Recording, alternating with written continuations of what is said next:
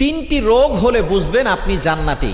অর্থাৎ তিনটি রোগ যদি আপনার হয় তাহলে মনে করবেন আল্লাহ পাক রব্বুল আলামিন আপনাকে ভালোবাসেন, আপনাকে মহব্বত করেন। যাদেরকে আল্লাহ তাআলা ভালোবাসেন, মহব্বত করেন, তাদেরকে আল্লাহ তাআলা বিভিন্নভাবে পরীক্ষা করেন। তার ভিতরে একটা পরীক্ষা হচ্ছে অসুস্থতার নিয়ামত দিয়ে আল্লাহ তাআলা পরীক্ষা করেন। মনে রাখবেন, সুস্থতাও আল্লাহর নিয়ামত, অসুস্থতাও আল্লাহর নিয়ামত। আমরা অসুস্থ হয়ে গেলে অনেক সময় আল্লাহকে অভিযোগ করে বসে, আল্লাহ আমার কি দোষ ছিল?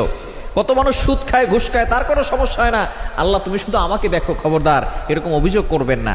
সুতরাং অসুস্থ হলে তিনটি রোগ যদি আপনার হয়, মনে করবেন যে আল্লাহ আপনাকে ভালোবাসে এবং আল্লাহ আপনাকে জান্নাত দিতে চাচ্ছেন। এক নাম্বার হচ্ছে যদি জ্বর হয়। জ্বর ঠান্ডা আমাদের অনেকেরই হয়। একবার নবীজি সাল্লাল্লাহু আলাইহি সাল্লামের জামানায় কয়েকজন সাহাবী বসা, নবী সাল্লাল্লাহু আলাইহি সাল্লাম বলতেছেন, একজন সাহাবী বলতেছেন আমার খুব জ্বর হয়েছে, অনেক সাহাবী বলতেছেন আমারও জ্বর হয়। এবার নবী সাল্লাল্লাহু আলাইহি সাল্লাম বলছেন তোমরা তো আমার অন্তর্ভুক্ত, আমারও তো জ্বর হয়। কিন্তু একজন বলতেছে যে আমার জ্বর হয় না। নবীজি বলতেছেন তাহলে তুমি